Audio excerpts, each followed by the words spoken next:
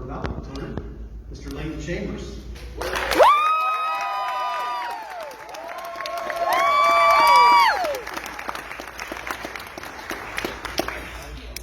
Families, faculty, and principals, it is an honor to be standing up here tonight for this ceremony. I'd like to thank everyone who came out here tonight to celebrate the class of 2024.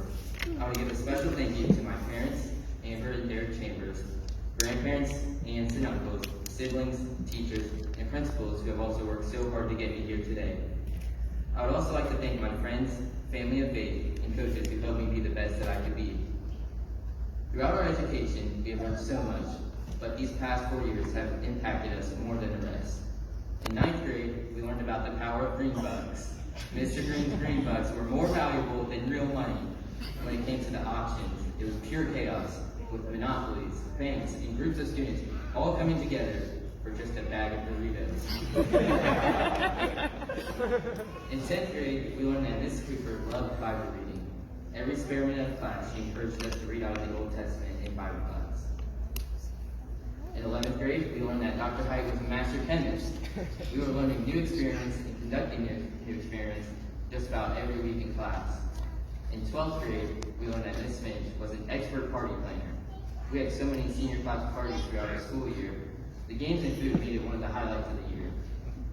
These mentioned teachers and many more left a huge impact on all of our lives. I'm happy to say that I got to bond with and learn from all of our teachers. We can learn from all kinds of people, including a man named Chris. We have to go back to 2013, where we meet Chris, a young man in his 20s, living on his own. Chris was living his best life. He was smart, handsome, and had a great career going for him. We should all want to be like Chris. Chris was a man of faith. He attended church every opportunity he could. He read his Bible and prayed without ceasing. One night changed his life entirely when he got a call. His parents had gone out for dinner to celebrate their anniversary, and it was this rainy, gloomy night that he got a call from the local police. They broke the news to him that both his parents had passed away as a result of a car crash from a drunk driver. But Chris was heartbroken, but he continued to let God be the master of his life. Chris began grief counseling with his pastor. This allowed them to build a strong friendship. Pastor John was able to show Chris how important it was for God to be the master of his life. Pastor John encouraged him, helped him, and played a role in helping Chris recover from his parents' untimely death. Not long after Chris returned to normalcy, he got more bad news. His pastor and friend received a new pastoral job opportunity that would take Pastor John over 500 miles away to a new state. Chris now realized that he was losing his friend and mentor. He was disappointed, but he continued to let God be the master of his life. A few months later, Chris suffered a stroke while working out in the gym. It left him paralyzed from the waist down. Chris worked out regularly and had no prior health issues before this life-altering event. Now crippled, Chris had to learn a completely different way of living. After losing both his parents, losing his friends, and losing his health, it would be really easy for Chris to give up at this point. But he continually let God be the master of his life. Chris's total surrender to God, trusting him in the ups and downs, proved in Chris's life that he would follow God wherever he would lead. When Chris needed direction, God was his master, who led him through troubles. When Chris needed a friend, God was his master, who comforted him in his loneliness. With God being Chris's master in life, he had someone who he could turn to in both times of joy and times of sadness. Now, before you go home and Google the story of Chris, I have a confession to make. I made it up. In the Bible, though, the story of Job has many similarities.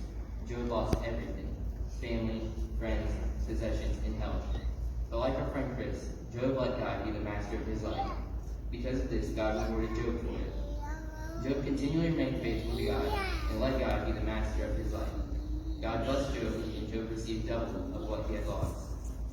I share this with you, class of 2024, because we are all getting ready to start our own adventures in life. Whether it's going into business, entering a trade, becoming a leader in a church, joining the military, or working with animals, we are now venturing into the real world. So, class of 2024, at this time I ask you, is God the master of your life? I brought this fun object here with me tonight, the Rubik's Cube. How many visual learners do we have here tonight?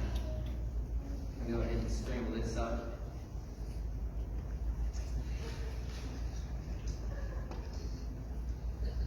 Hi everyone, does this Rubik's Cube here look scrambled? Like completely scrambled? Classmates, does it look scrambled? Yes. This Rubik's Cube can either be chaotic or complete. In the right hands, it can be turned intentionally to perform the function it was created to do. In the wrong hands, it can just spin randomly, out of order.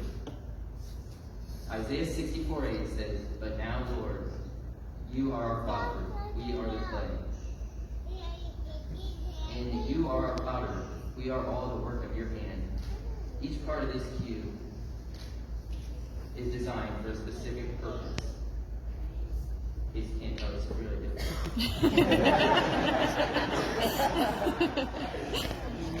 You got this!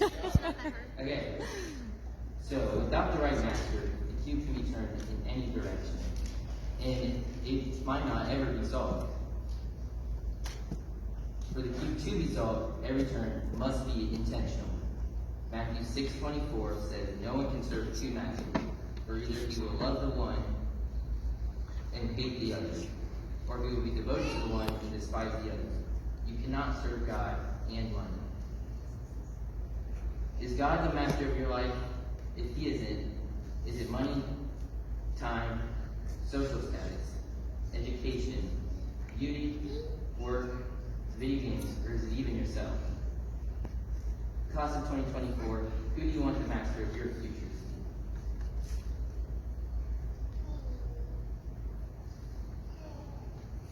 Without God, life isn't complete. We make turn after turn, searching for wholeness. We turn to friends, but they can move away. We turn to our abilities, but they can dissolve. We turn to success, status, and wealth, but all of it can be quickly swept away. But when God is the master of our lives, he has an intentional plan that leads the puzzle to be solved. Alright, I'm going to go ahead and finish this. It took me a lot longer than I thought.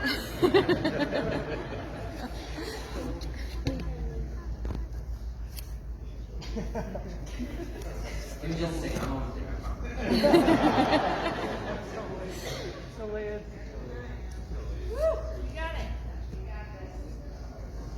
I'm leading you all the way in. Come on, Leyton. Keep cooking. Let him cook.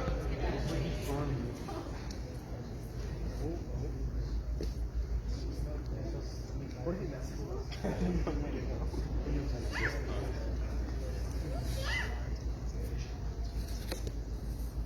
We made it.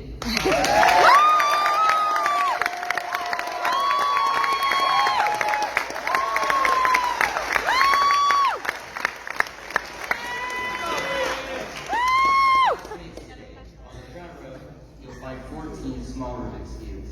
Can each of you grab one for me?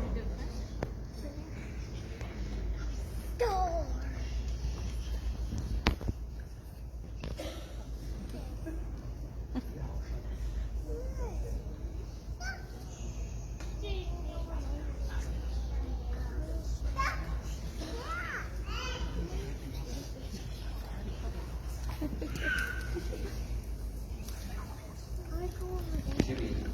Right? Alright. Chase, Raina, Landon, Josiah, Kenzie, Taylor, Dawson, Carter, Terrence, Eliza, Emmanuel, Jabez, Jaden, and Brendan. Let God be the master of your life.